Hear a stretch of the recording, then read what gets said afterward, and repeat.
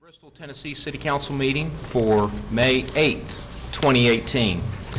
Tara, would you please call the roll? Mayor Young. Here. Councilwoman Denise. Here. Vice Mayor Fryerraven. Here. Councilman King. Here. Councilman Powers. Here.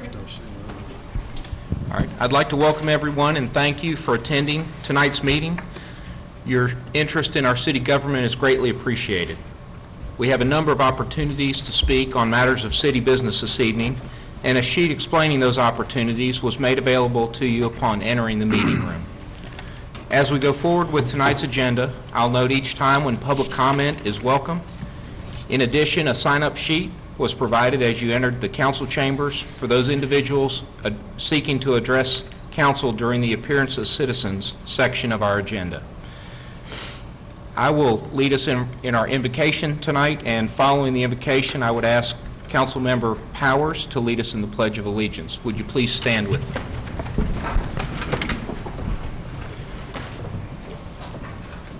Heavenly Father, we thank you for the opportunity to have a government that operates at the will of the people by election.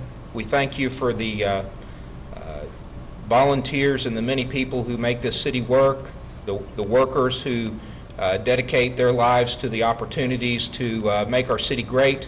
And I pray your continued safety over our community as we seek to do what's best in the eyes that hopefully we are seeking after you for. We pray these things now in Jesus' name. Amen. Amen. Face the flag.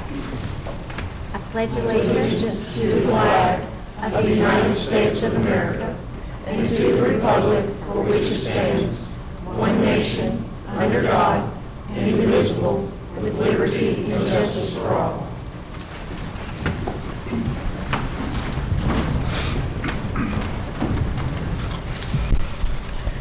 All right. Mr. Soar, do you have any items to add to tonight's agenda? Yes, Mayor, we do. Chief Wade will have a very special recognition to be made at the appropriate point in our agenda. This will be after the fourth proclamation. All right, thank you. We have 4 proclamations this evening. First, we have a proclamation designating the week of May 13th to 19th as National Police Week and May 15th as Peace Officers Memorial Day. I would like to ask Councilman Chad Keene to read the proclamation. Major Matt Austin, Deputy Police Chief for Operations, is in attendance to accept the proclamation. Whereas there are 900,000 law enforcement officers serving in the communities across the United States, including the dedicated members of the Bristol, Tennessee Police Department. Whereas there have been 58,627 assaults against law enforcement officers in 2017, resulting in approximately 16,677 injuries. Whereas since the first recorded death in 1791, more than 20,000 law enforcement officers in the United States have made the ultimate sacrifice and been killed in the line of duty. Whereas the names of these dedicated public servants are engraved on the walls of the National Law Enforcement Officers Memorial in Washington, D.C. Whereas 360 new names of fallen heroes are being added to the National Law Enforcement Officers Memorial this spring, including 129 officers killed in 2017 and 231 officers killed in the previous years. Whereas the service and sacrifice of all officers killed in the line of duty will be honored during the National Law Enforcement Officers Memorial Fund's 30th Annual Candlelight Vigil on the evening of May 13th, 2018. Whereas the Candlelight Vigil is part of a National Police Week which makes place this year on May 13th through the 19th, 2018. Whereas May 15th, 2018 is designated as Peace Officers Memorial Day in honor of all fallen officers and their families, and U.S. flags should be flown at half-staff. Therefore, be it resolved that Mayor of City of Bristol, Tennessee, formally designates May 13th through 19th, 2018 as Police Week and May 15th, 2018, at the Peace Officers Memorial Day in the city of Bristol, Tennessee, and publicly salute the service of law enforcement officers in our community and in communities across the nation. This day of May 18th, signed, Mayor Jack Young.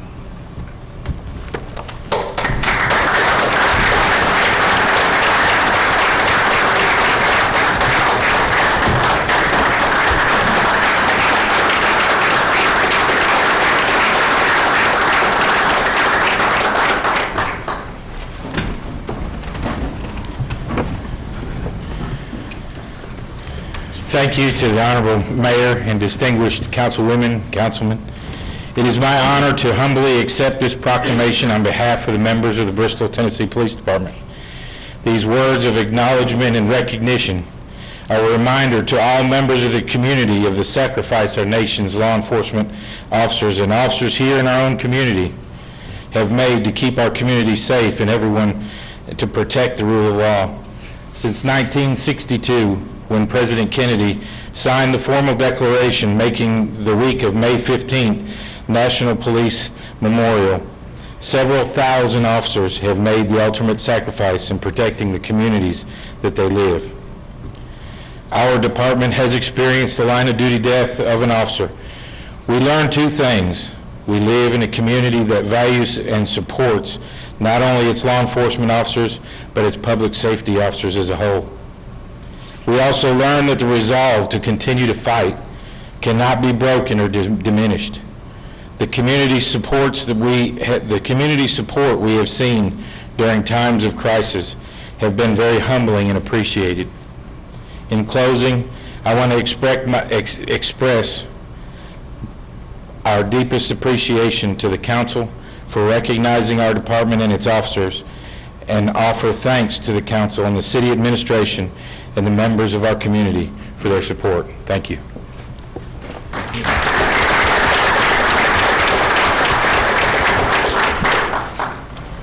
It's hard to follow that one. But next we have a proclamation designating the week of May 7th to 12th, 2018 as Economic Development Week. And I would like to ask Councilwoman Michelle Denise to read the proclamation. We have Mr. Tom Anderson, the city's Economic Development Director, with us this evening to accept the proclamation. And when we get to that, if you would also recognize some of our guests. Whereas economic developers promote economic well-being and quality of life for their communities by creating, retaining, and expanding jobs that facilitate growth, enhance wealth, and provide a stable tax base. And whereas economic developers stimulate and incubate entrepreneurism in order to help establish the next generation of new businesses, which is the hallmark of American economy. And whereas economic developers are engaged in a wide variety of settings, including urban, local, state, and federal governments, public-private partnerships, and a variety of other institutions. And whereas economic developers assist our existing industries and businesses, which are the cornerstone of our local economy, to continue to thrive and grow. And whereas the Industrial Development Board, who works alongside and in support of the city's economic development team, providing diverse experience, expertise, and leadership. And whereas economic developers attract and retain high-quality jobs, develop vibrant communities, and improve the quality of life in their corner of the world. And whereas the economic development team is valued and has the admiration and appreciation for the work they do in the city of Bristol, Tennessee, and therefore be it resolved that the mayor of the city of Bristol, Tennessee does hereby proclaim May 7th through the 12th, 2018 as Economic Development Week, and reminds individuals of the importance of this community celebration, which supports expanding career opportunities and improving the quality of life.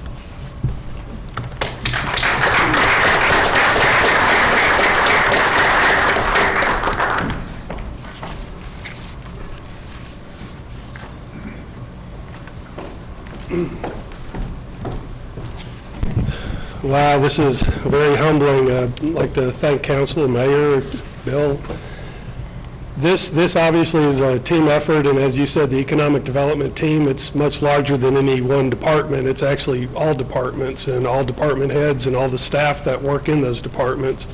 But I'd like to recognize some of the partners that we do have in the room right now. We have many of our members of our Industrial Development Board. We have Dirk Crandall, we got Dave Wagner, David Hyde, Nancy Cook, and Raj Venkataraman, okay, back there, and I think that's all of our IDB members. I also have Clay Walker. He's the CEO of Network Sullivan Partnership, which is basically our front door to all economic development coming to our community. And then we have Beth Reinhardt behind Tim, and she's CEO of the Chamber of Commerce. Anyway, like I said, this is a team effort, and with the resources that council provides the city to be able to move forward, and from the legal department and the stuff that I make her do, all the way to the young men and women that are weed eating along the sidewalks to keep our city pretty.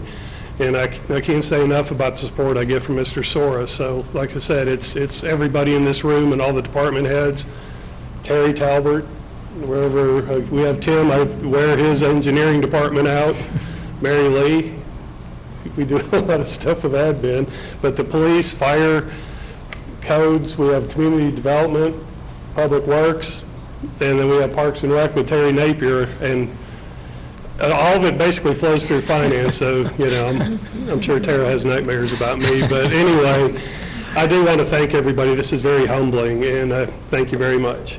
Thank you.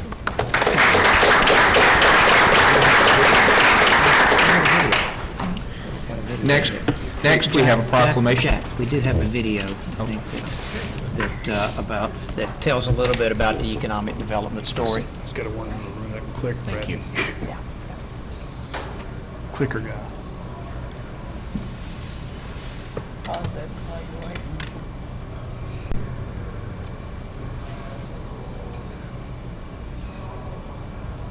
Terry, put it on pause. Pause it. It's supposed to be. Right. Right, pause it, Tilly.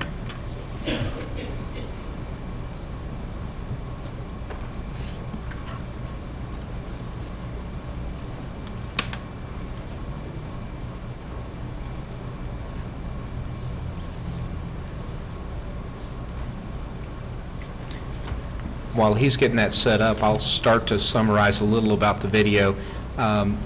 What happens with economic development? There's a lot of back and forth and those kind of things, and this is a video of I think an acquaintance of somebody that we know through our economic development folks who have helped to put this together and share a little of the story of economic development. So, you know, if we do get this to play, it's a good story to understand some of the back and forth and what they do. Are we up or down?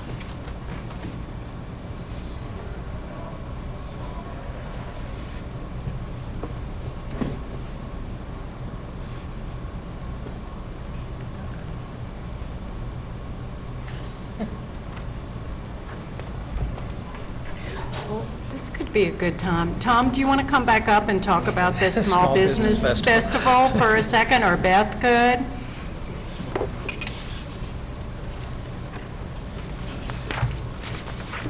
Clay pointed out this is what happens when you forget to recognize the IT department.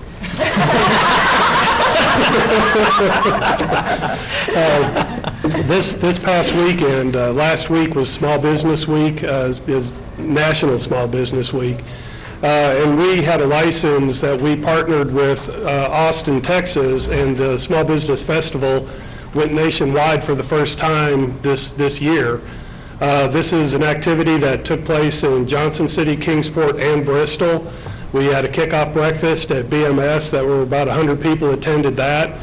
But we ended up with roughly 45 different small business events happening in the Tri-Cities, with about 37 or 38 of them actually were in Bristol.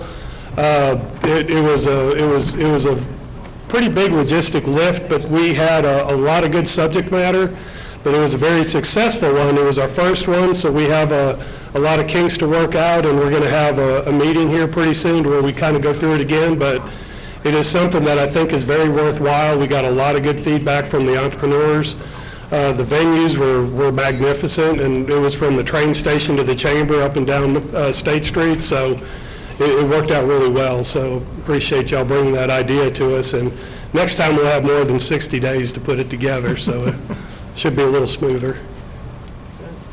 Chad, do you want to say anything more? Well, I'll just say that a great networking event. I think I attended about 6, maybe 7 different sessions, and I've been in, I've owned my own business now for 20 years and been in business for 35, and I can tell you every single one of those events I learned something, took notes, and took it back to my business, and also met folks that could help me in areas that I'm lacking. The great thing about it is if you're lacking in financials, someone there could help you in that respect. And now that person has a resource, a personal resource, that owns another business that they can go to.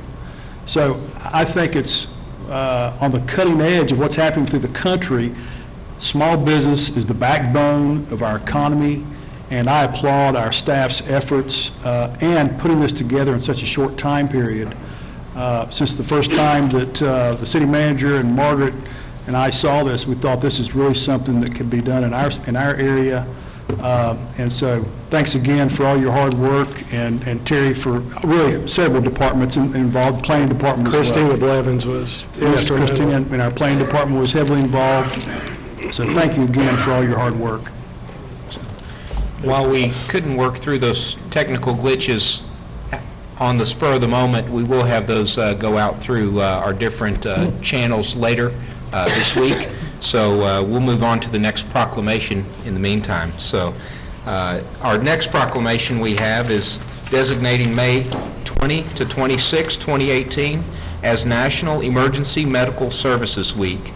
I would like to ask Vice Mayor Margaret Feierabend to read the proclamation, and we have Interim Assistant Fire Chief David McGlamory with us to accept the proclamation. Whereas emergency medical services is a vital public service, and whereas the members of emergency medical services teams are ready to provide life-saving care to those in need 24 hours a day, 7 days a week, and whereas access to quality emergency care dramatically improves the survival and recovery rate of those who experience sudden illness or injury, and whereas emergency medical services has grown to fill a gap by providing important out-of-hospital care, including preventative medicine, follow-up care, and access to telemedicine. And whereas the emergency medical services system consists of first responders, emergency medical technicians, paramedics, emergency medical dispatchers, firefighters, police officers, educators, administrators, pre-hospital nurses, emergency physicians, trained members of the public, and other out-of-hospital medical care providers. And whereas the members of emergency medical services teams, whether career or volunteer, engage in thousands of hours of specialized training and continuing education to enhance their life-saving skills. And whereas it is appropriate to recognize the value and the accomplishments of emergency medical services providers by designating Emergency Medical Services Week. Now, therefore, be it resolved that the Mayor of Bristol, Tennessee does proclaim May 20 through 26, 2018 as Emergency Medical Services Week, and encourages the community to observe this week with appropriate programs, ceremonies, and activities this 8th day of May, 2018.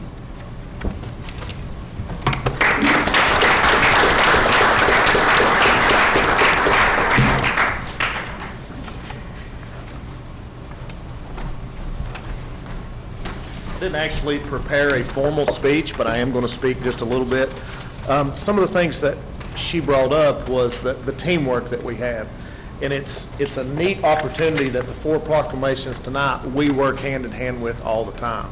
From our place on community development to the police officers we work with every day, to the parks that we was discussing earlier that we've been in more than I think he wants us to be in right now. But the support we get, we're ahead of the curve with EMS in Bristol.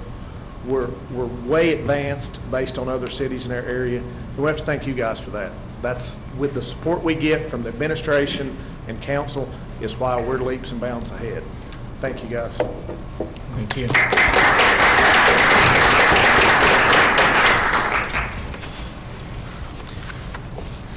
Last, we have a proclamation designating the week of May 20th to 26th, 2018 as National Public Works Week. And I will read the proclamation. We do have Mr. Tim Beavers, Director of Public Works, with us to accept the proclamation. Whereas public works professionals focus on infrastructure, facilities, and services that are of vital importance to sustainable and resilient communities and to the public health, high quality of living, and well-being of the people of Bristol, Tennessee. And whereas these infrastructures, facilities, and services could not be provided without the dedicated efforts of public works professionals who are engineers, managers, and employees from state and local governments and the private sector who are responsible for rebuilding, improving, and protecting our nation's transportation, water supply, water treatment, and solid waste systems, public buildings, and other structures and facilities essential for our citizens.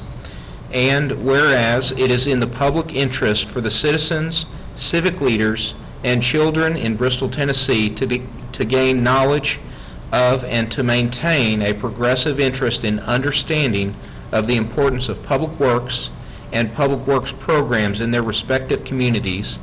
And whereas the American Public Works Association has celebrated the annual National Public Works Week since 1960, now therefore be it resolved that I, Mayor of Bristol, Tennessee, proclaim May 20 to 26, 2018 as National Public Works Week. I urge all our people to join with the representatives of the American Public Works Association and government agencies in activities, events, and ceremonies designated to pay tribute to our professionals, engineers, managers, and employees, and to recognize the substantial contributions they make to protecting our national health, safety, and quality of life.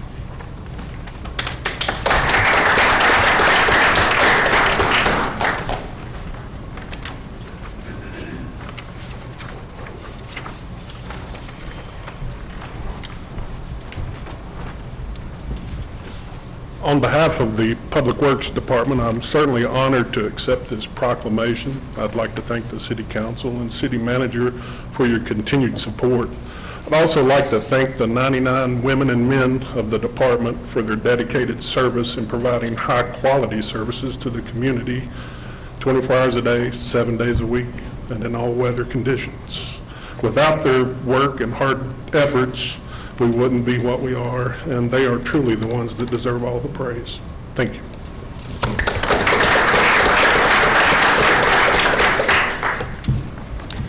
At this time, I'd like to ask Chief Wade to please come to the podium for special recognition for one of our officers.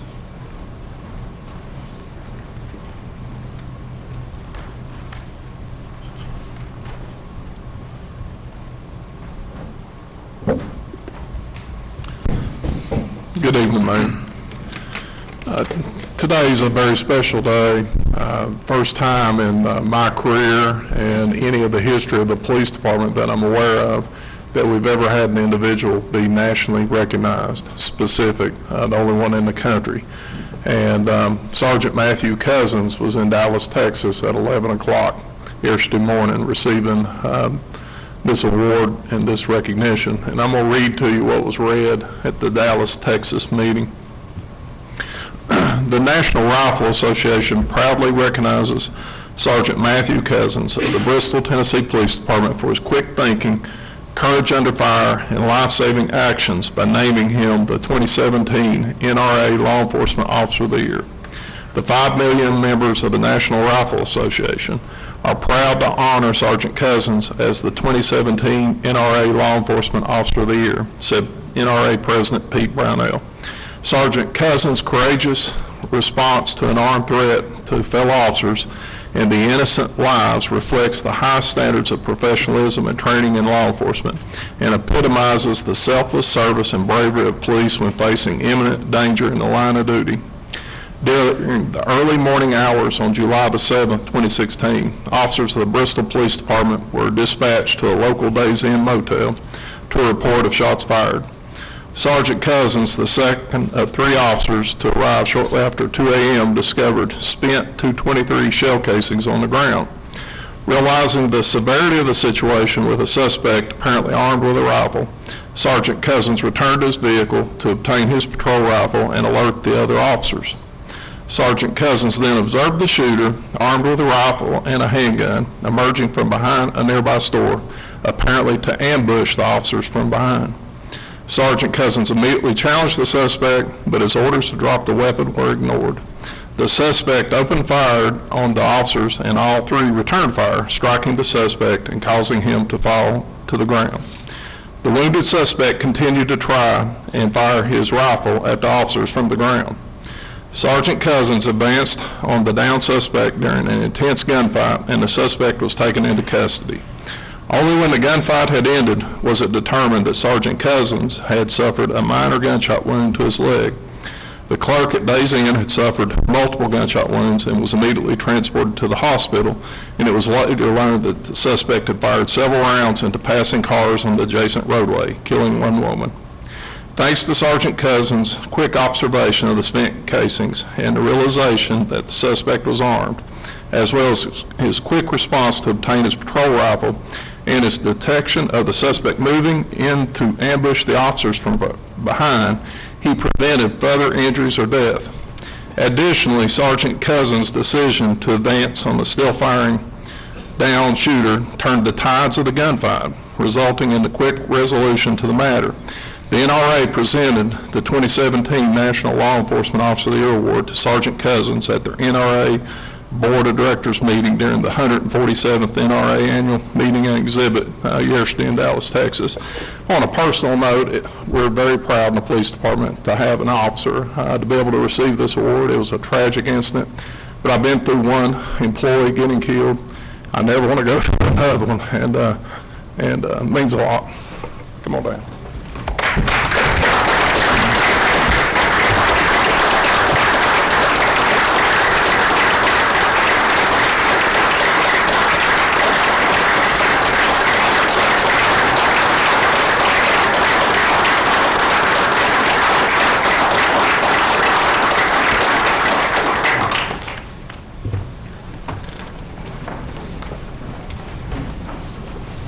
Thank you, Mayor Young, City Council members. It's an honor to have such a recognition. Never in my life or career did I plan or think that anything like this would come about. However, it is tragic that we had such an event in Bristol, but fortunately it worked out in our favor. And part of that is due to the training and equipment that we have available to us to combat such things when they arise, and hopefully they don't arise again. But I'm proud to be a part of the police department and work for the city, and I thank you all. Thank you.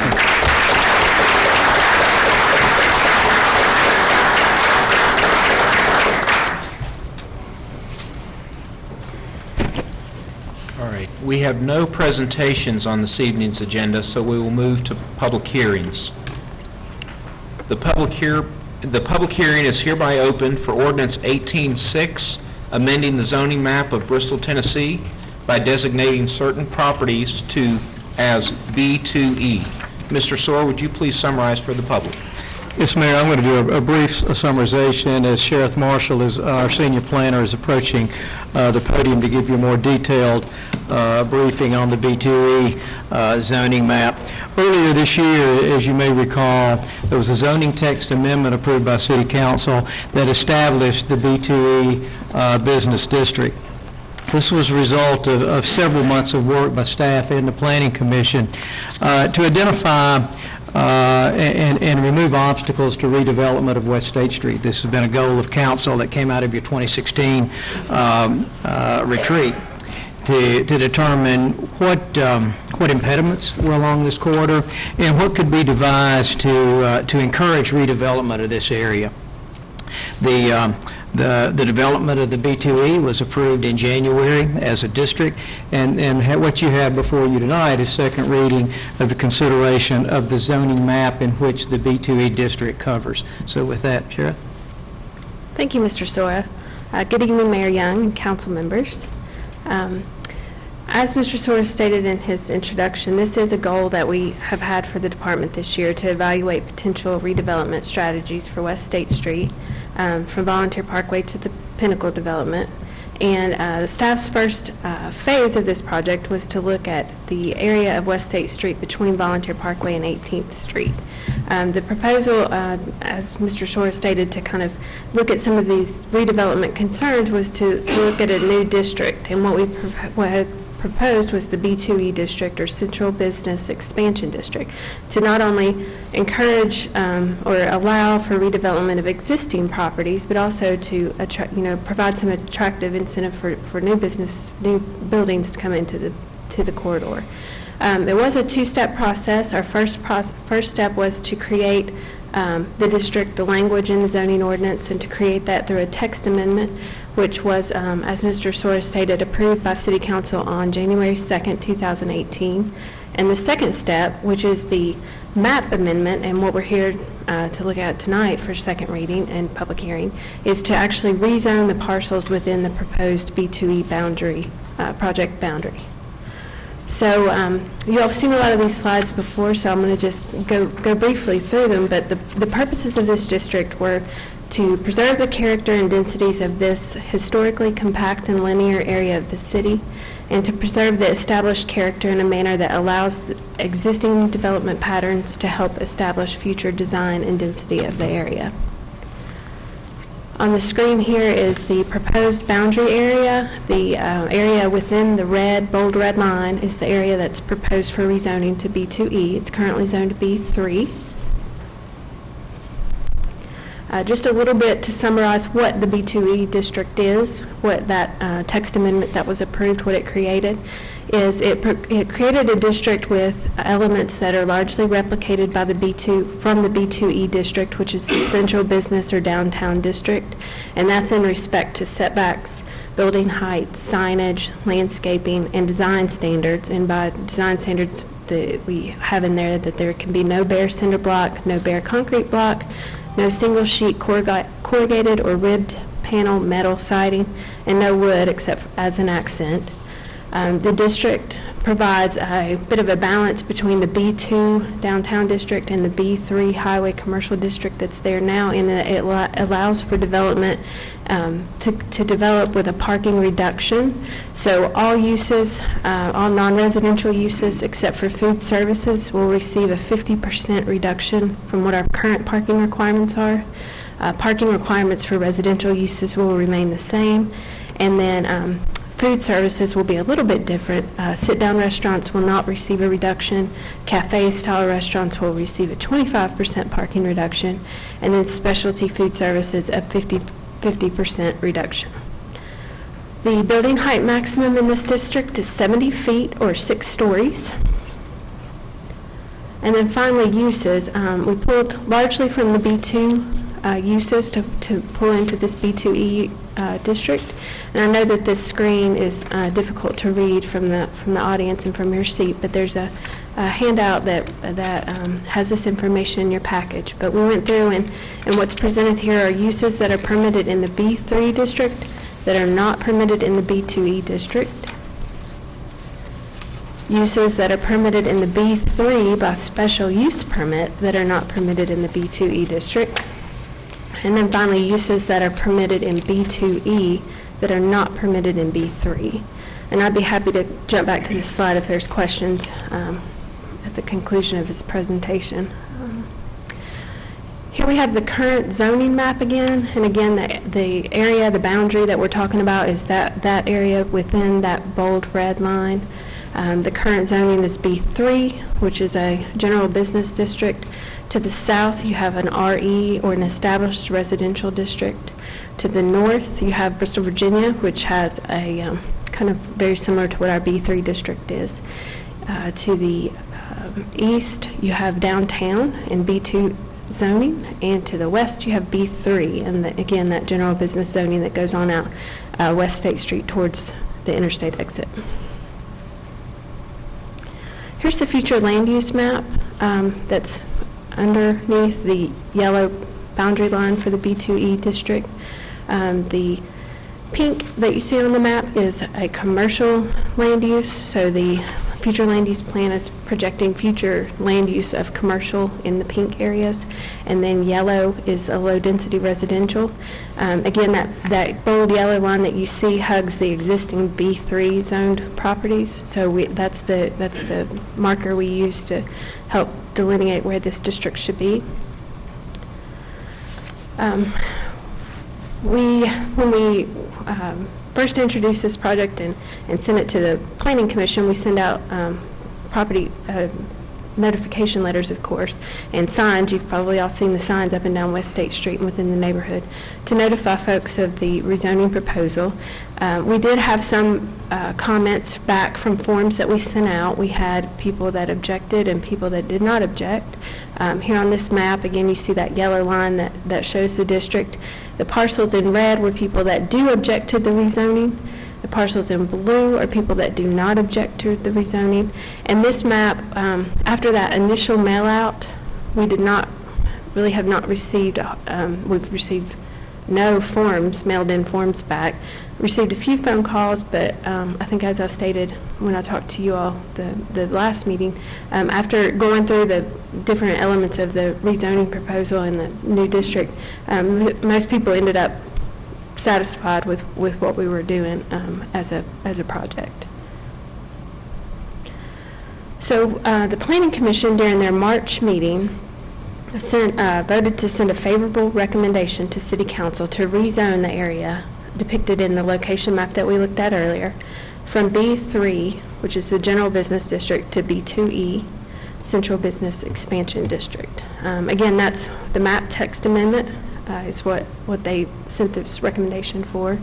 And just as a quick follow-up to the last meeting, we did brief the Planning Commission on the activities or the discussion during the City Council meeting in April, and they also did receive a NAICS code, or North American Industry Classification System training. We had a discussion on that during the last Planning Commission meeting. So with that, I'd be happy to answer any questions or give you all any information I can. Before we turn it over to public comment, I know I've got one question for you. Yes, sir. So for the properties as they're used currently, whether it's a personal residence or an existing business, it will not affect their current use. Is that correct? Correct. All of the uses that are in use today would be allowed to continue as they are today. So if they're in use today, they will be allowed to remain. And there was some confusion at the very first Planning Commission with some folks that were concerned about whether the single-family residential use is an allowed use, and it absolutely is in the new B2E zone. If the property transfers hand, does that privilege remain with the property, or does it end?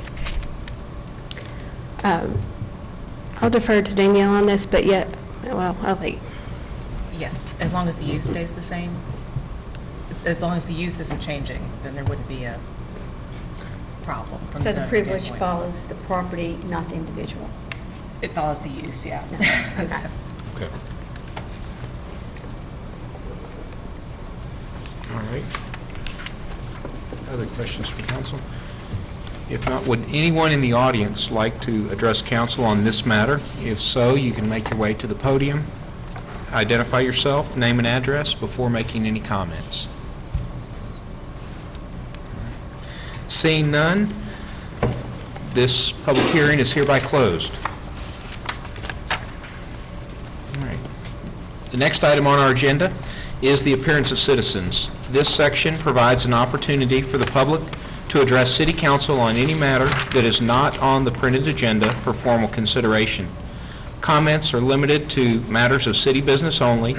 A response will not likely be made at this time, since in most cases, neither the council nor the city manager will be prepared to effectively respond to the concern. The city manager will look into the matter and report back to City Council, or as appropriate, have staff meet with you in an effort to satisfy your concern.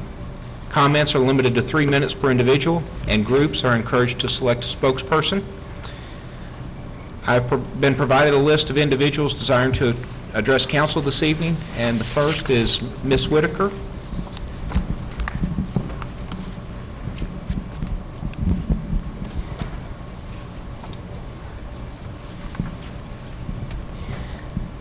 I am an ordained Christian minister, ordered by God Himself to create a ministry of service that the 5 of you make impossible for me to fulfill, because the 5 of you hypocrites continue to violate your sworn oath of office, to uphold our laws and ordinances, and to do what is truly best for Bristol.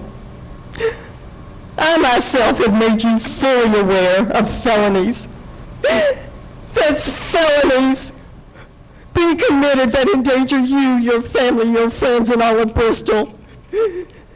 And yet you continue to fail to focus on doing the necessary work to successfully conclude the now 19-month criminal investigation that would get the criminals into jail. This isn't like the Walmart murderer who done it, because you know exactly who they are, where they are, and what felonies they are committing, and yet you hypocritically continue to fail to honor your sworn oaths of office. I consider the 5 of you to be just as unethical as the hypocritical Pharisees of Christ's time and the internet scammers of our time, because you continue to knowingly defraud me of my tax dollars and then fail to deliver the very police services that I and all of Bristol need. We pay for and we desperately need. I request that you begin to act ethically, that you actually honor your sworn oaths of office, that you get the perpetrators of multiple felonies into jail. Frankly, I've had it with you.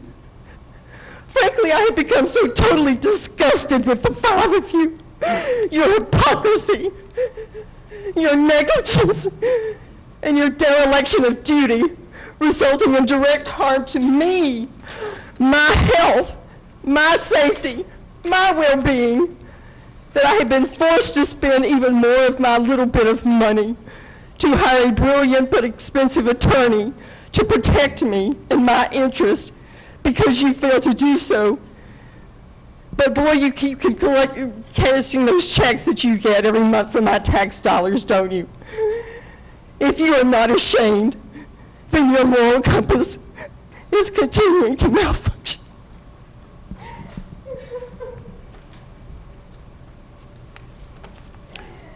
Do we have any other appearance of citizens tonight? All right. Seeing none, we will move on to appointments. We have no appointments to be made to boards or commissions on this evening's agenda, so we'll move to consideration of ordinances and resolutions. And the next item on tonight's agenda is first reading of Ordinance 18-7, adopting a budget and appropriating funds for fiscal year July 1, 2018 through June 30, 2019. Mr. Soar, would you summarize the ordinance? Yes, Mayor, we're glad to. This matter is subject for a day-long work session that we had on April 24th, considering the fiscal 2019 budget. Ordinance 18-7 formalizes this, formalizes the total spending at $106,812,821. This reflects an increase of $502,739 from the fiscal 2018 budget. Ordinance 18-7 also establishes the property tax levy at the current rate of $2.1612 per $100 of assessed value. Proposed budget maintains current solid waste fees, stormwater fees, and water and sewer rates. Municipal portion of the budget, and if we could advance this to, okay, this gives you a fund summary. The top portion of that fund summary covers the municipal portion. The bottom portion addresses the school system. Municipal portion of the budget stands at $58,377,260. It reflects a decrease of $2,089,000 at $2,089,546, or 3.5% from the fiscal 2018 budget. Proposed budget does focus on the key themes of economic development, education, and infrastructure. The budget continues all city programs and services as in the past, while making strategic capital investments in future needs of our community. Major projects include the reconstruction of East Cedar Street, major improvements at both the water filtration plant and the wastewater treatment plant, resurfacing of approximately 14 lane miles of roadway. It also has key partnerships, which include the city's investment, along with other members of the Tri-Cities, in the Aerospace Park, also along with BTES, TVA, and TECD in the Bristol Business Park, and improvements at Partnership Park 2. The proposed budget also includes a modest wage adjustment of 1.3% for city employees. The school system portion of the budget totals $48,435,561. This reflects an increase of $2,592,285. This increase is primarily attributable to $4.25 million of funds in the School Capital Facilities Fund. As council is aware, this fund accounts for the disbursement of proceeds from Sullivan County's school facilities bond that was issued last year. This money will be available as a drawdown or as a budgeted fund for property acquisition and design of the new middle school. The municipal government portion of the fiscal 2019 budget remains unchanged from that presented to you at our April 24th work session. If ordinance 18-7 is approved on first reading, a public hearing and second reading will be scheduled on June 5th. All right. Does any member of council have a question for staff? Is there a motion to take action on this item? Will we have comment after the motion? Yes. We'll have discussion after a motion. Okay. In a second. Motion to approve? Is there a second? Second. All right. Would any member of council like to discuss ordinance 18-7? Just for clarification, if I understand this correctly, and I've looked back through it, sure. The budget itself has increased $502,739, or 0.05% over our 2018 budget. The total budget, the total municipal and school system budget. Okay. Yes, ma'am. That's the all-in number for both entities. Right. And so we have then a funding decrease of $2,089,546, or 3.5% from the fiscal 2018 budget. That is correct. And for clarification, the school portion budget of it is $48,435,561, which is an increase of $2,592,285. But of that, $4,250,000 is coming from Sullivan County. Yes, ma'am, that is correct. Okay, thank you. So in essence, the school system is going to be budgeting $2 million less this year? I think the operating budget will show less in terms of what we shared with it from Sullivan County.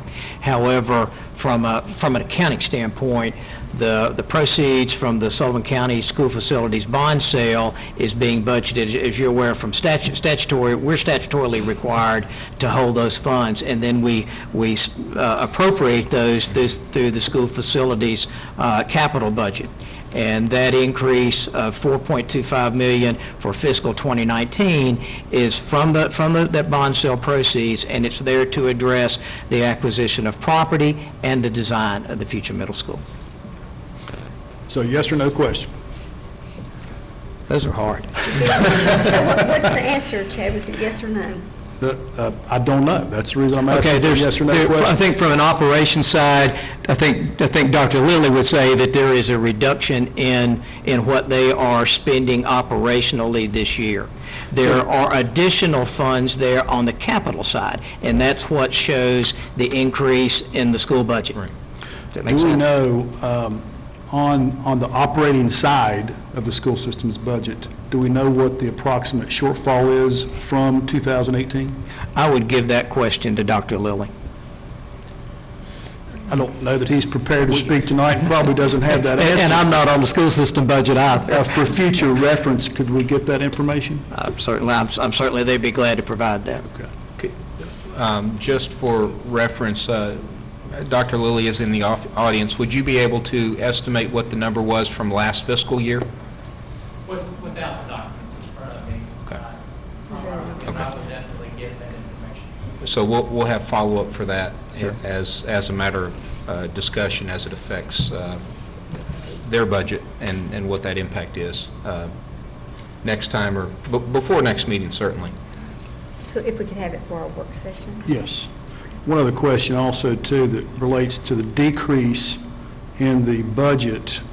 We had a $500,000 increase in the overall budget. We had a $2 million decrease. Is that funds coming in, or is that funds going out? Is it spending? No.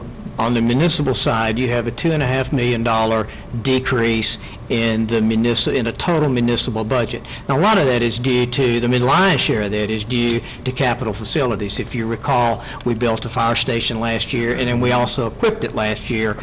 So you had the Quint equipment there. That in and of itself is a $750,000 piece of equipment. Is any of the school system's budget reflected in those numbers? No. No, that's all on the municipal side. Okay. But I think it bears to reason that even in the funding decrease of the $2 million, that we are setting aside capital projects because of our revenue stream or our collection of revenues. Would that be a fair statement, that we are setting aside, especially in our outlying years? We built our budget around the available resources that were there to work with. We are not spending on especially on rolling stock, what we have spent in the previous 5 years. We do have an aggressive capital improvement plan. However, those on the facility side, those are being funded by sources other than the general fund. We have several TDOT projects in play. We have several utility services projects in play. So we still have an aggressive plan of work from a facility standpoint. However, they're not being addressed with general fund proceeds. We do have, as we discussed during our April 24th meeting, we do have 2 large capital items in terms of the redevelopment of downtown. If these projects go forward, they would be a drawdown from our fund balance. Would it be a fair statement to make that these active capital projects that you're mentioning were projects that were in our scope of work or initiated 2-3 years ago, and that in that time period we have sought outside revenue streams in the form of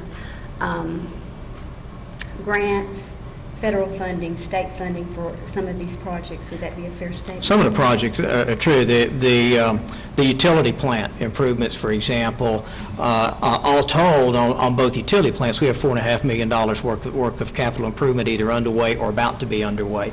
Of that, we have a $1.5 million EDA grant to offset a portion of those costs, but the balance of those costs are funded through either our water fund or our sewer fund or our partner in our jointly owned wastewater treatment plant. The reason for my question is I just think it's nice for the general public, if they're interested, if they're here, or if they're watching or listening, that they have the answers to some of these questions and a better understanding of what we're dealing with budgetarily. Other questions or other discussion? I wanted to say strong thank yous to staff for making lots of hard decisions to bring this budget to us, and for our departments having to see cuts in their abilities to move us forward as a city. This budget isn't what I'd like to see. The tax rate doesn't really line up with what our needs are, and certainly not with our what we need, again, to move us forward, to have future with our competition in place in the Tri-Cities, in our region, in our country. The budget as it is not a strategic approach.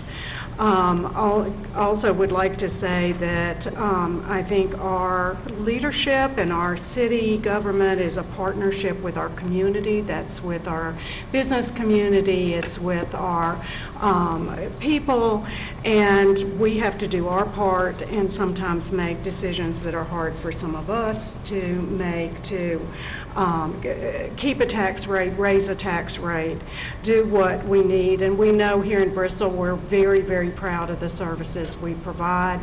We're also very proud of where our community is today. We've come a long way, and we certainly, and this council certainly has great vision for where we want to go.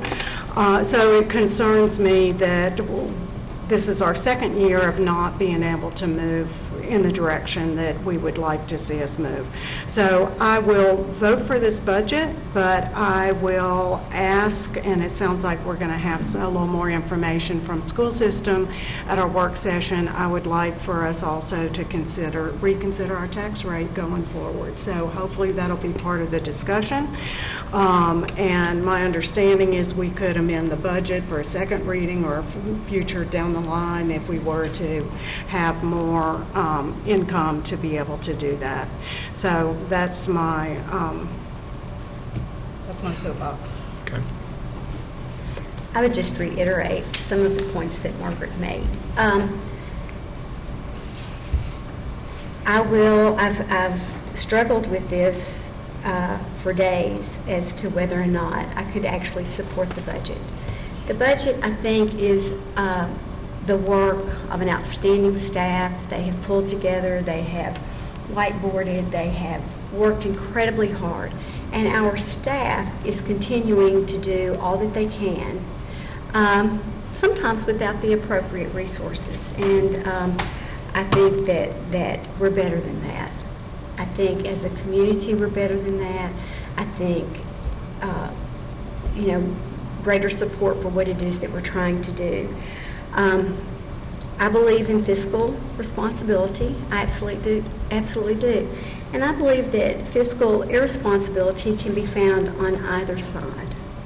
I certainly think that tax rates can be taken much too high and out of control, and the monies are not accounted for appropriately, but that's not our case here.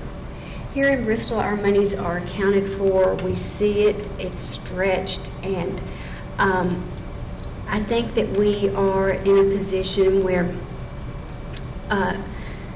we may be able to sustain moving forward for the next year or two with the current tax rate that we have, but we're not going to be able to flourish. We're going to be able to provide the services that we are used to. The trash will still be picked up, the toilets will still flush, and you'll still be able to brush your teeth. But a lot of the things that we had talked about previously that we need a new city garage. Our city garage has exhausted its existence. we have a way that we could have a new city garage through some other resources, but from our budget, we would have to be able to pay the area leased to the city, and we don't have the money to do that, so a city garage at the moment is not a possibility. We don't know where we stand yet with the maintenance of efforts in regard to the schools. There are only 35 municipal school districts. 35 municipal school districts. There are 95 counties in the state of Tennessee, and so we don't know exactly what that's going to look like just yet. The counties have a lot of power simply because of numbers. So our MOE, we don't know where we are with that. We need to upgrade a fire station. We don't have the resources to do that. We're hoping that the walls do not fall out of the Haynesfield pool, because if they do, we don't have the resources to replace it. We have a comp plan that we paid for to try to bring our associates here at the city more in line. And we knew that it would take 8 to 9 years to do that. It was, as I was told, it's an elephant that we would take one bite at a time. But even this year at 1.3, we're not at the 2% that we need to fall in step with the comp plan. Staff has done a great job. We're going to maintain services, but it's going to be at an average standard at best. And a lot of the momentum that we have had, we do not have the resources to take on these new and innovative projects which directly contribute to economic development. So kudos to the staff. I want to thank all of you for doing the hard job that you've done.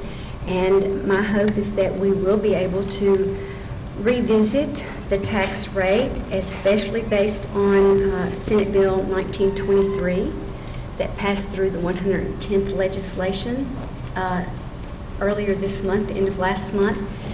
And that legislation originated here in Bristol, because what that legislation did is it says that TIFs and pilots will no longer be included in the calculated formula for the state certified tax rate.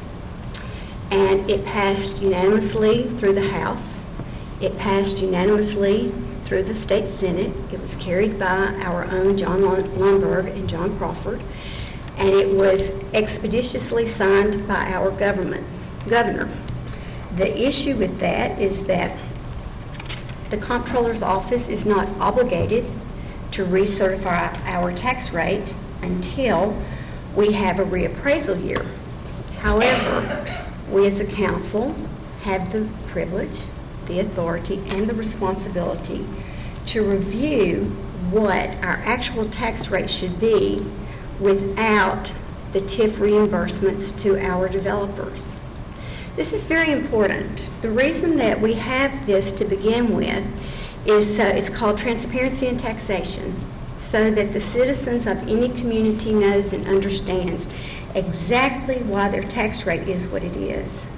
Through great wisdom, passing through our state legislature, one after another unanimously, they have determined that TIFs and pilots should not be considered in that formula.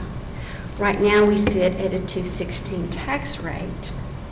It's very likely that that is a below state certified tax rate.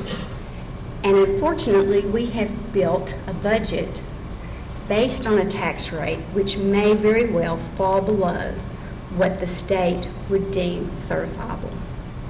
So, out of support for staff, I will be voting for this budget, but I think it's important that our community understands where we are as far as calculating our tax rate, and the tax rate from the Comptroller's Office will stand until it's reappraised in 3 years.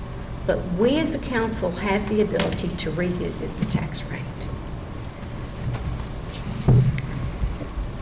All right. No, any other comments? Hearing none, let's go ahead and call the roll. Mayor Young, Yes. Councilwoman Denise, Yes. Vice Mayor Fryer Robin, Yes. Councilman King, Yes. Councilwoman Powers. Yes. All right.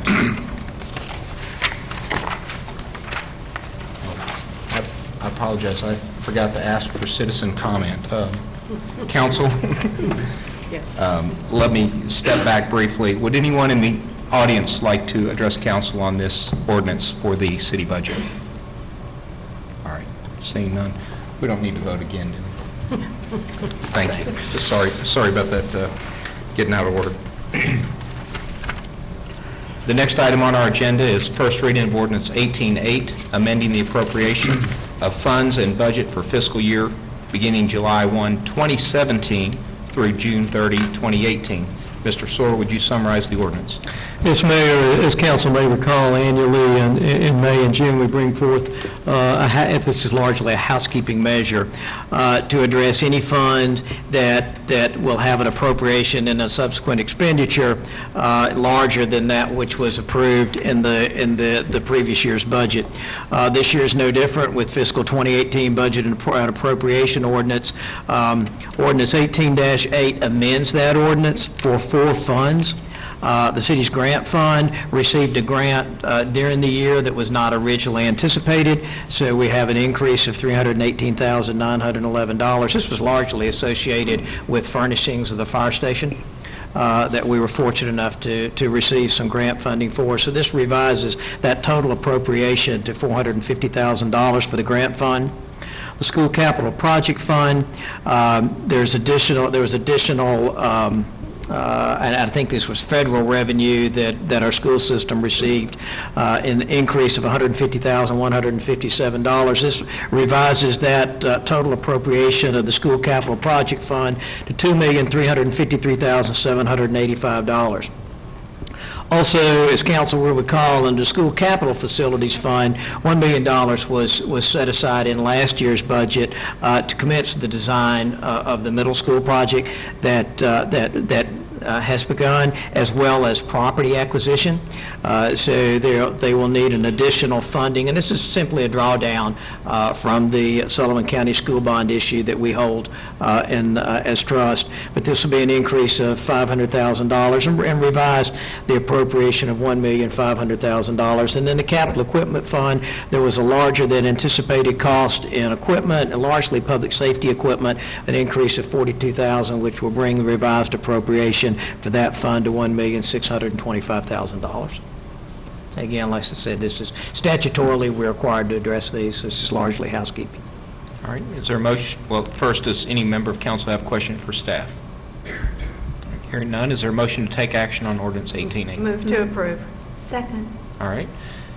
Discussion of council. Hearing none, would anyone in the audience like to address council on this matter, ordinance 18-8? Seeing none, we're ready for the vote. So, Tara, please call the roll. Mayor Young? Yes. Councilwoman Denise? Yes. Vice Mayor Fryerobin? Yes. Councilman King? Yes. Councilwoman Powers? Yes. All right, the next item on the agenda is the second reading of ordinance 18-6, the zoning map of Bristol, Tennessee, by designating certain property as B2E, that's Central Business Expansion. Staff summarized this issue during the public hearing earlier this evening. Does any member of council have questions for staff? All right, is there a motion to take action on this item? Move to approve. I'll second. All right, would any member of council like to discuss ordinance 18-6? I'll just would like to thank Sheriff and the planning folks we've been working on this a long time, and I know we still had a few concerns about signage and the design or aesthetic standards, and I feel comfortable that those are things that are on our work for this coming year, or this year we're in, and I'm comfortable voting for what we have now, and with understanding that this is rezoning, but to those things. Anyway, we're going to go back and look at those things. We're doing the rezoning right now. I'm comfortable with it. I appreciated the narrative that was in our packet. And Sheriff, thank you very much for that. And Kelly Graham is with us, Chair of the Planning Commission, and I know that he's worked diligently with the Planning Department in regard to this as well. And thank you for answering all of our questions. Thank you for being patient with us and for everything that you've done. And if in our last meeting I seemed harsh or berating, I apologize. I do appreciate everything that you've done. Thank you. All right. The public had an opportunity to comment earlier, so I believe we're ready for the vote. Tara, if you would please call the roll. Mayor Young? Yes. Councilwoman Denise? Yes. Vice Mayor Fire Robin? Yes. Councilman King? Yes. Councilwoman Powers? Yes. Next, we have Resolution 1835, authorizing the acceptance of real property to be added to Steel Creek Park. Mr. Soar, would you please summarize for the public? Yes, Mayor, I'll be glad to. This is one of those moments that really make you smile in local government. Last month, staff was approached by representatives from Mr. F.J. Lovett Jr. as well as Mr. Lovett regarding the potential donation of 52 acres of property to the city for the purpose of expanding Steel Creek Park. This property is located adjacent to Steel Creek Park on Rock Farm Road. Staff toured the property along with Mr. Lovett and found it really desirable for assimilation into the park boundary. It's a wooded tract. It consists of the natural acreage within the park, very much within the character of our existing or the adjacent property. It's suitable for passive recreation pursuits such as hiking and outdoor education. Some of the unique attributes, there's a cabin on this property that's reported to have been constructed in the 1700s, and it's a pretty cool preservation project. There's also natural wetlands have been identified, so this would give us an additional natural education area, as well as identify species that might previously not have been recognized within our park boundaries. This generous donation by Mr. Lovett will enhance the experience and natural resources of Steel Creek Park. As with the balance of Steel Creek Park, or the property located within the park boundaries, the deed with the property will contain a restrictive covenant limiting the use of the property to that of the public park. Certainly staff recommends and are very excited about this donation. Does any member of council have a question for staff? I'm going to have a question just to have Terry come up and say how excited he is, and Jeremy Stout, our Nature Center director, how excited that y'all were to get to see this, and just what a great opportunity. And as y'all know, my husband Robin and Rush Powers are on Friends of Steel Creek, and they're beside themselves as well. So. Yeah, it would be hard to explain Jeremy Stout's excitement. We had the opportunity to tour the property with Mr. Lovett, and it is an exceptional addition to our park. And I can never say enough about Steel Creek Park and how lucky we are in this community that generations ago folks started setting that property aside. The generosity of gentlemen like Mr. Lovett to continue donating to expand that property for the citizens of Bristol, Tennessee. It's just amazing. I have a very fond spot for Steel Creek Park, and I could stand up here and talk about it all night, but I won't. I know there's plenty of other things to do, but personally and for the community, Mr. Lovett, I can't thank you enough. I'm excited. I can't wait to go back out there with Jeremy. He's much like a little kid with a new toy, and he was running around and in the creek and in the wetland and taking pictures of trees. And there is the cabin on the property. I can't wait to figure out how we're going to bring that into the fold of the park, because that's another opportunity to study our history. That's the home side of the Steele family, as I understand it, which is pretty unique to our park, and to have that structure and to be able to bring it back to life. Again, it's just I'm constantly amazed by the generosity of our community for our parks and recreation programs. So thank you. Mr. Lovett. I did want to mention, I think Mr. Lovett had told me that he is a descendant of the Steele family. Is that correct, Mr. Lovett? Oh. Descendants of the Steele, your great-great-grandfather was Steele. I think about 4 generations back. Yes, he is a descendant of the Steele family. And they lived in that cabin, and so... So, Mr. Levitt, we have a presentation for you this evening, and it reads, Bristolians are kind and good people by nature who go about their daily lives providing for their families and doing what they can to make our community a good place to live. We can today see a testament to that by the actions of one man, you, sir, Mr. F.J. Lovett, Jr., who through his thoughtful generosity has provided the city with a tangible piece of your family's legacy.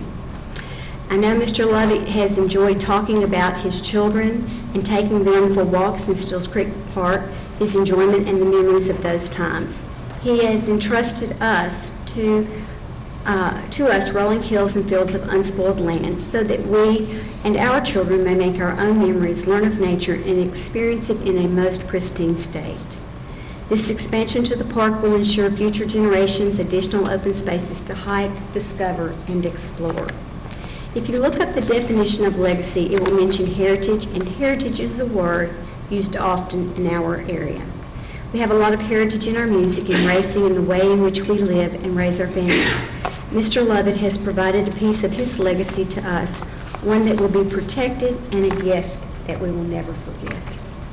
From this time forward, F.J. Lovett Jr. will be remembered for his generous contribution of rolling hills and fields and a portion of Stills Creek Park. This is an example of what a true Bristolian can leave as his legacy to the city he grew up in, where he raised his children. Jack Young, Mayor, has offered his signature today. Thank you, Mr. and Mrs. Lovett.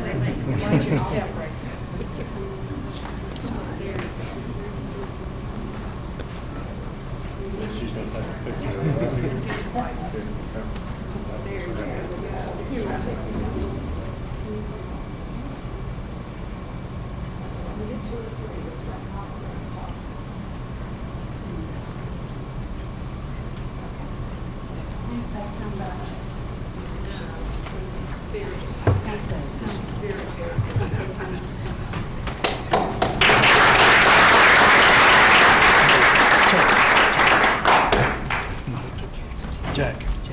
We still need to vote on this.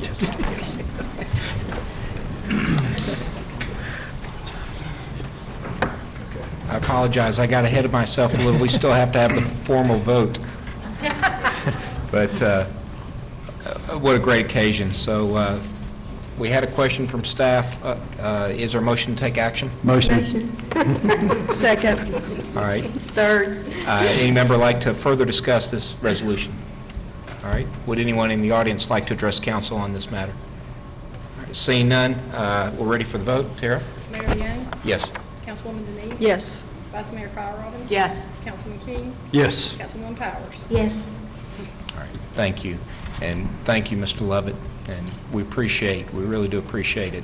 And we'll be able to be a curator for it for many years to come. So thank you.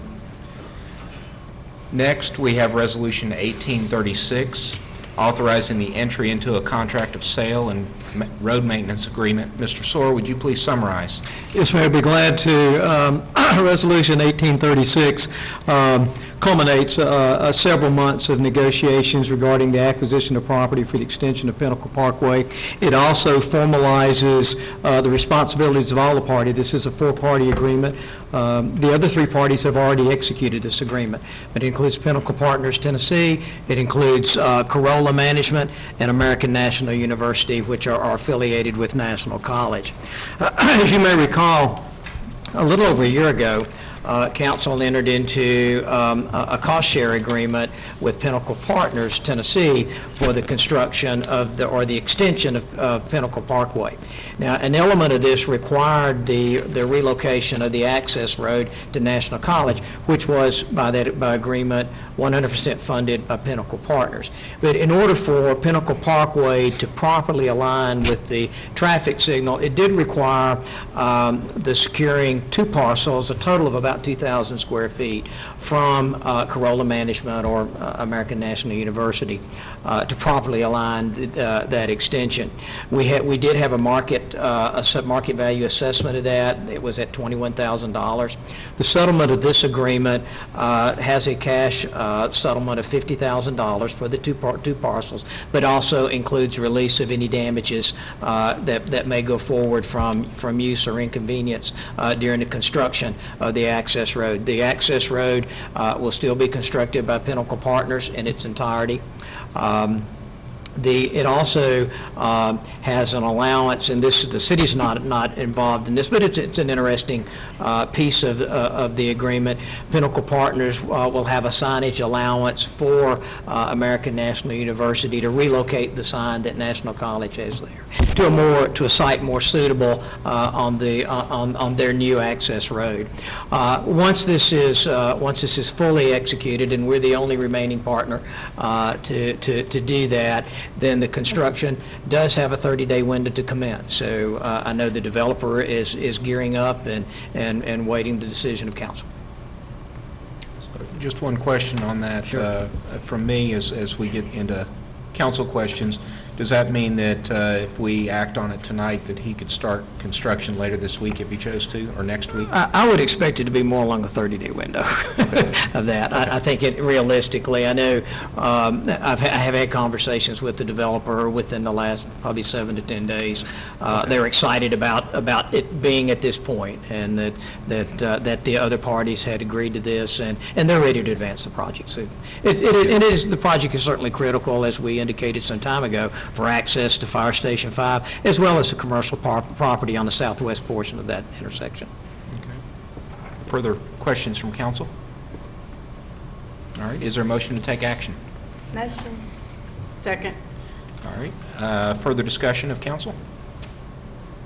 And I already know the answer, but this road is being built where when we work with TDOT to expand, to come around, it'll all fit together. Yes, ma'am. We won't have to redo or whatever that puzzle. No, it would need to tie in at a public access point when that phase, whenever that time comes, that phase that hopefully will come around behind the current National College site and would be an extension and tie into that. I think that makes the traffic. I think everyone agrees that is the best access, and traffic moves better through that signalized intersection. Thanks. And I'd like to take a moment to thank staff for the persistence in being able to execute this without having to go through the eminent domain route that we had discussed at one point last year. So thank you for finishing that without that tool.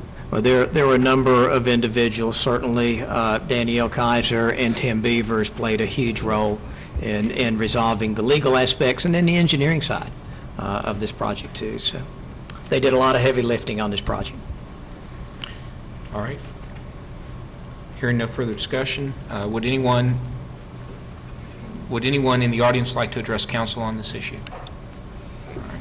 Seeing none, I believe we're ready for the questions. So Tara, please call the roll. Mayor Young? Yes. Councilwoman Denise? Yes. Vice Mayor Fire-Robin? Yes. Councilman King? Yes. Councilwoman Powers? Yes. All right. This brings us to consent agenda. Mr. Soar, would you please read the items on tonight's consent agenda? Yes, Mayor, I'd be glad to. First item on the agenda is the consideration of the April 3rd, 2018 City Council meeting minutes, the consideration of the April 24 City Council work session minutes, Resolution 1837, approving an interlocal cooperation agreement with the Emergency Communications District of the City of Bristol, Tennessee, Resolution 1838, approving an agreement for ambulance billing and collection services, Resolution 1839, approving a grant agreement with the Tennessee Department of Transportation for transit capital assistance, Resolution 1840, approving a contract with the Tennessee Department of Transportation for the maintenance of state highways, and Resolution 1841, approving the acceptance of real property from the Industrial Development Board of the City of Bristol, Tennessee. All right. Would any member of council like to add or, remove an item from the consent agenda? I have a question about item D. Do we have to remove it for me to ask my question? Which question? Go ahead. It's Fire away. Resolution 1838, approving an agreement for ambulance billing and collection services. I've had some experience with this, unfortunately, and who we, prior to this, had our billing through, they would not take an HSA account, credit card. I had to call the HSA and have them send a check. Will this billing and collection service accept a credit card? This is the same.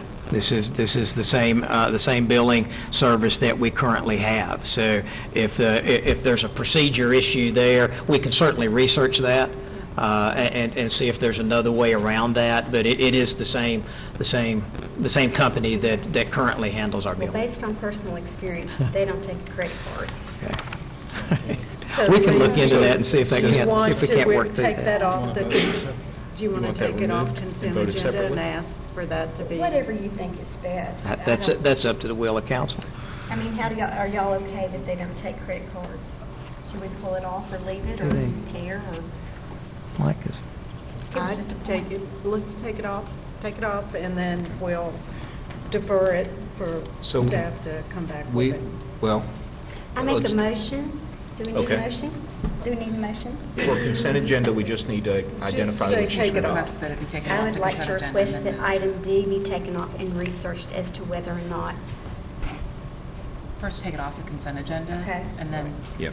we have to have a motion to discuss that resolution. Okay. All right, so I'd like to take D off.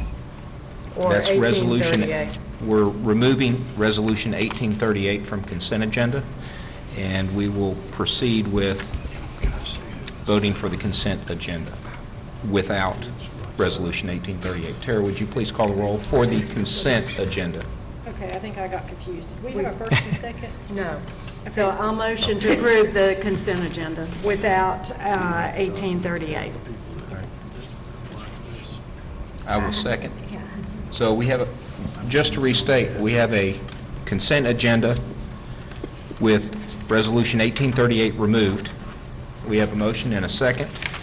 Tara, would you please call the roll? Okay, Mayor Young, Yes. Councilwoman Denise, Yes. Vice Mayor Fryerobin, Yes. Councilman King, Yes. and Councilwoman Powers. Yes. All right. Now, the remaining item, Wait a minute. I'm sorry, go ahead. I didn't mean to interrupt. we can proceed with this similarly, correct? Resolution 1838 is before us. This is the approving an agreement for ambulance billing and collection services. Let's start with any discussion. Motion, thank you. I'll make a motion to, which is better, Attorney, to table or defer? Or vote it down and have y'all come back? Not vote it down. If what you'd like is to... Look at it. Would you like staff to look at it further and see if they can find a company that does offer this service? Or give us opportunity just to do explore that. and negotiate Just with them defer or action. Do whatever. what? That's fine. Then I would have a motion to postpone this indefinitely or to a definite time. Actually indefinitely, because then it'll come, staff can bring it back when they've done more research. So a motion to Postpone. postpone indefinitely. Okay. Actually, I'm sorry. First, you have to have a motion to consider, you have to have a main motion, so you'd have to have a motion to consider this resolution, and a second. If you don't have a second, then it would just die and there'd be, this would not pass. Once it's on the floor, then you can move to postpone indefinitely. Okay. We will have to consider this matter regardless to be able to renew our collection services, so this would be coming back probably in a month or two anyway. I would hope to have it back to you next month. That would be our intention, just to, we'll have the item. We may not have it on a consent agenda. We may have it in a regular body of the agenda so we can fully discuss it. So we need a motion to consider this resolution. I make that motion. Is there a second to? Second. All right. All right, so any further discussion? Simply put, it's my understanding that our current billing and collection service does not accept credit cards. And I would like to ask staff to either confirm or to run this down, figure it out. We can do that. So the current motion we have before us is to either vote in favor or not vote in favor. If what I heard discussed before that was a consideration to delay or postpone. No, I think we have to consider it, and then... Now would be an appropriate time to move to postpone indefinitely. Right because now it's- would be, and I'll have an amendment to postpone. You just move to postpone, or to postpone until next meeting, or? Until staff is ready to bring it back to us. That'll work. Okay. But Got we that would need a too. second. And we need a second to that. All right, so now we have Resolution 1838 amended to be postponed until staff can bring it back. And is there any further discussion? All right, so are we ready for the vote? And do we understand that this is a vote to postpone this resolution until staff brings it back? Okay. Tara, please call the roll. Mayor Young, Yes. Councilwoman Denise, Yes. Vice Mayor Fryerobin, Yes. Councilman King, Yes. Councilwoman Powers. Yes. All right. Thank you very much. That brings us to our Board of Liaison report. We have Dr. Lilly with us. I sense school coming to a close. It is, yes, quickly. So I want to follow up from the budget question earlier. I think that largely sometimes we are too connected, but it sure is handy whenever I need a quick answer to a question. So a text to Becky Adams got me the numbers that you requested. Last year for funding year 18, the budget general purpose budget fund was $40,639,559. The general purpose budget for FY 2019 is $39,787,392, which is a difference of just a little over $852,000. The FY 19's budget also reflects some federal grant monies that we had hoped to receive. We have some applications out, and of about $350,000 at this point. Just this week, actually, we unfortunately found out that we did not get about $250,000 of those grants, so, which is unfortunate. So that has altered that number a little bit, but So the 852 needs to have 250 added to it. yeah, basically. Okay, we are winding down the state testing, the TN Ready and end of course test. The state once again tried electronic testing, and once again that was not without some problems, unfortunately, which did affect many of our students at the middle and high school level, but not only us, but across the state. Thankfully, the legislators passed a law that basically said that the results will not negatively impact students or teachers or school districts, which is appreciated.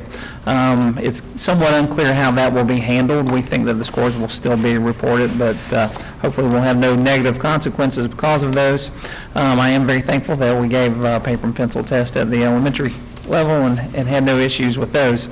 So hopefully they'll keep at it and get it right. Electronic testing definitely does offer some advantages, but it really needs to operate correctly for it to be valid. I think it's fitting that this is Economic Development Week because it is also National Teacher Appreciation Week.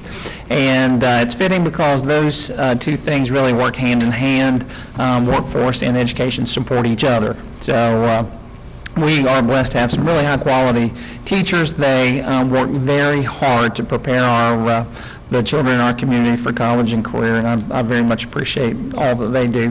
There are lots of end-of-the-year activities coming up. In fact, class night is this Friday at 7 o'clock at Viking Hall, and we've got a very accomplished group of graduates, and I am very anxious to see what kind of awards and scholarships those young men and women come away with. This coming Monday, we do the Senior Walk, and that's where the graduates actually go back to their elementary schools, and they go to Vance, and it is really cool. The students line up, the students at the elementary and middle schools line up in the hallways, and the graduates go down and give them high fives, and then afterwards they talk to the students about what their plans are and answer any questions about high school. And it really does contribute to that culture of education that we are continually trying to improve and push. Graduations, we've got our online school, which will be graduating Friday, May 18th at 7 p.m. at the Frank Winston Auditorium at Tennessee High School. And Tennessee High's graduation will be the very next day, Saturday, May 19th at 10 o'clock at 10 a.m. at the Stone Castle, provided it does not rain. If it rains, we'll do it in Viking Hall. But we're looking forward to all those things. Thank you. Thank you very much. And before we jump into the city manager's report, Mr. Anderson did such a good job announcing so many folks that I don't think I have anybody else to identify who was here tonight. So thank you for that, Mr. Anderson. We do have we have two others. Thank you, Council. We have former Mayor Joel Staten here, and we also have Bristol Baseball, Mr. Malin Luttrell. So thank you for being with us again. City manager's report. Yeah, and I think I won't be the only person to say this up here this week, but I'd like to really express my appreciation to Tom Anderson, Christina Blevins, Terry Talbert, and her community relations staff for the outstanding job they did with the Small Business Festival. I know you all are going to backstop a lot of those comments, but I really appreciate the outstanding effort. We gave them a huge challenge on very short notice, and as always, they figured out a way to make it happen. Along those same lines, that same group is putting together a hiring expo for May 24th. This will be at BMS at the old Peerless woodworking facility. So this will be the fourth such event of that nature. Would like to remind Council, one of the things that when we had our budget workshop, one of the things that we didn't do that we typically do is establish how we're going to present our annual budget to the public. We went ahead and started down that road. If you would like to do something different, none of this is written in stone.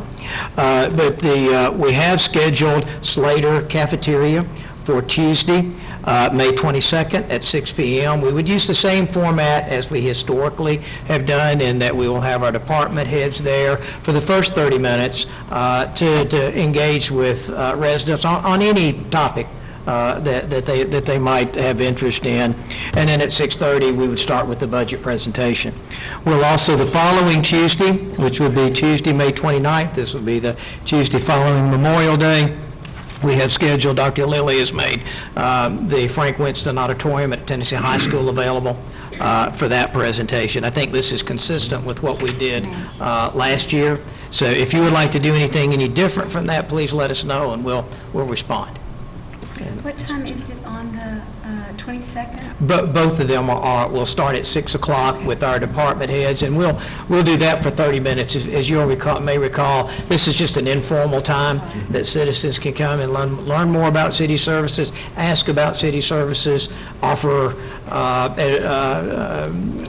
support for city services, whatever. And then at 6:30, we talk about the formal budget budget presentation. Certainly for those who have been through Citizens Municipal Academy and some of those related things, you see a little bit of a survey as we, in many ways that's a hitting the top of the waves approach to what we do as in that day long that we had as the budget, and the months and months beforehand that the staff has been working to prepare this budget. So there's much more that you can get into, but being able to see where the dollars are spent, I think, is really valuable as a taxpayer to understand, and that helps. You know, when we talk about taxes, it's always a significant value for people to understand where it's being spent. And what they see. Sometimes it's infrastructure, but oftentimes it's something that comes up out of the ground, and then other times it's I can get to work because the snow has been removed from the road early in the morning while I was still in bed. So I appreciate that kind of opportunity. Sounds good to have those two meetings. Have I missed something? When's our work session? If you'll recall, during the month of May, when we have the community meetings, we have suspended it's been our historical practice to suspend our work sessions. So our next one will be in June. All right. So our work session is the 22nd at Slater at Yes, 6 ma'am. o'clock with our staff and budget. Gotcha. That concludes the city manager Yes, it does. report. All right, that brings us to council comments. I'll jump in. I just want to say, this time of year, having been a school teacher, it's a magical time of year. Your children that you've had in class have progressed, and you've watched them bloom and flourish, and you've watched some struggle and overcome those struggles. And the senior walk is just, if you haven't been in the elementary schools to see this, I would encourage everyone to go. The younger children are just mesmerized by the older students graduating, and it's such a rite of passage. And it's some of the glue that if we have the economic opportunities for our young people here, that's a little part of the glue that keeps our children here wanting to participate and wanting to continue to live and grow in Bristol. And so I applaud the school system. It's a tough tour, and to come to this time of year, it's very bittersweet, but congratulations on a year well done. Thank you. I'll just add to that, as one of my comments was to say that senior walk is also a teacher appreciation, and that ability for the teachers to see the products of their work and be in awe, as well as to see their young students excited about it. So I have a few more things. Human Resources has a workshop tomorrow at Slater Center. I think that's awesome to offer that, and I know Mary Lee is part of that organization. I can't say what the name of it is. Society of Human Resources, helping people with resumes, et cetera. So I think that's a great opportunity, and I have learned just a little bit about that organization and really appreciate it. Also, Reading Buddies are finishing up for the school year, so I encourage people to find out more about it for next year if you're not already a Reading Buddy, to become one. And you also have opportunity this summer. The YMCA is going to continue that program through the summer with kids who have reading buddies during the school year, so you can stay with your reading buddies, or some new ones also at the Y. They really emphasize reading and trying to work on that summer slide where kids who lose some of their learning during the summer.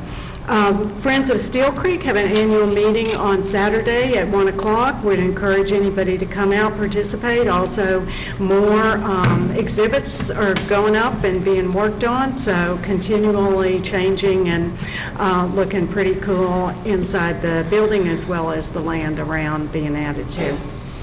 Farmers Market, second Saturday coming up, and come get your plants and your greens and a few other things. Border Bash, first one is on the 19th. Also in our region is the Holy Friendship Summit on the 18th and 19th, and that's helping our faith community to figure out the best, strongest response to the opioid crisis and how to help and support folks with that. Wanted to also have congratulations to Tribute to Women winners, and also the Arts Alliance of the Mountain Empire are recognizing several folks from our community, and that's coming up as well. Lastly, I wanted to thank folks who are candidates. We just had an election, and we have Mayor Jack Young who ran, and also Major Matt Austin who ran, as well as with us we have people who have been candidates and served in the past. We have Sherry Grubb, we have Joel Staten, Kelly Graham, Peg Staten. Want to just thank them. Also, those of us up here, being a candidate and putting yourself out to run for public office is not always a good time. It is a lot of hard work and sometimes a lot of heartbreak, and it's a lot that families give up, and is a lot to do it. So just wanted to appreciate everybody who have been candidates, also hoping that there's some folks in here that may be candidates in the future. So just wanted to say thank you. Okay, well, I'll go next. I hate there's two folks that I wanted to talk about. They both have left, I think, but let me start with our planning department. And I think it was a great feat to get the B2E zoning in place on West State Street. A lot of work was put into that from our planning department and from our planning commission. Thanks to Kelly Graham and others that serve on that committee for putting the hours in to work that through. I think we have seen over the last several months that all zonings are tweaked at times. B2E is going to be tweaked over the next, time period, and I think that's one of the things that comes along, in that planning department. I was also going to tell Sheriff that I think she's very talented, and appreciate her efforts and hard work, and that our staff puts forward in the planning department. I was also going to talk about my friend Matt Cousins, and really all of our police officers that put themselves in harm's way every day that they work. Again, I'll reiterate the numbers: almost 60,000 assaults, almost 17,000 injured. Say 17,000 injured, 60,000 assaults, 129 officers killed this past year. That's a profession that they're in harm's way every day that they work, and they can never know what type of a situation they're going to step into. So appreciate everything that our police do, and of course our fire is in the same situation, EMS. So appreciate you guys, girls and guys as well. I'll finish up with the Small Business Festival and reiterate just how important I think networking for small business is throughout our region. And this was a region effort, and Bristol was on top of it, and our staff here was on top of it in many departments. And so again, thank you for all of your leadership and work towards that, and all of the folks that were brought into it. The Co-Starters group was a great group that was brought in that really showed a lot of intent on helping one another and those that are in need and have questions. So a lot of folks actually were involved in this, and almost all of them were volunteers. So again, thank you, and thank you to Bristol Motor Speedway for hosting them. Actually, we had multiple venues that hosted events. BMS kicked things off. We had a lot of small, private entities that allowed us to use their space. And so thanks to all of the entities, and I wouldn't dare try to name all of them, but several, Chamber of Commerce is one. We'll say that. That's another public area. So thanks again for all the hard work. One of those areas, knowing we'd have several comments on small business, I wanted to just remind folks, I guess it was several years ago with the revamping of the website, it is easier than ever for some of those who have services that the city needs, whether it could be T-shirts, it could be printing services or other things, and the vendor registration is very easy through bristoltn.org. And some of those folks will probably be filling some of that out, but it's just one more way that there's a variety of small businesses that we do business as a city day in and day out, and the other beautiful part about that is it helps grow some of that awareness as I get to talk with somebody and say, hey, did you know that the city occasionally uses those kind of services? Just go in and fill out the appropriate services that you provide, so we're not contacting you for something you don't do. And that way, it's an active way of you being able to get a response when we're looking for a particular type of item.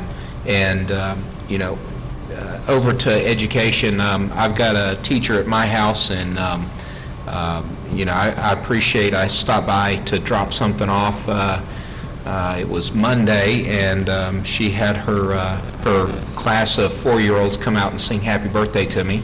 And, it was a bit of fun, and I want to thank them for that, and also, as Margaret alluded to, while I was not successful in the primary campaign, we were successful at making some great relationships, great connections, and I'd like to thank a lot of the friends who supported me there, and even my kids got out and did quite a bit of door knocking, and I have a new 15-year-old who has his learner's permit, so that was, he learned to drive a lot of neighborhoods over the last couple of months, so, but I appreciate family for that, and, with what educators do day in, day out, I know I would not have risen to the challenge of some of the things that I've done in the education front without some of their challenge and encouragement to say, you can take that harder class, or you can go do that master's degree, and those are the folks who helped me get to some of the successes that I've experienced, and it's because of a teacher, or several teachers, and that's always a treasure to be able to look back on and say, Mrs. So-and-so had that impact on me, or that tough math teacher, and for that we should be grateful, and take time, if you haven't already, thank a teacher. And with that, Michelle has a microphone. no? Are you good? With that, we will be adjourned.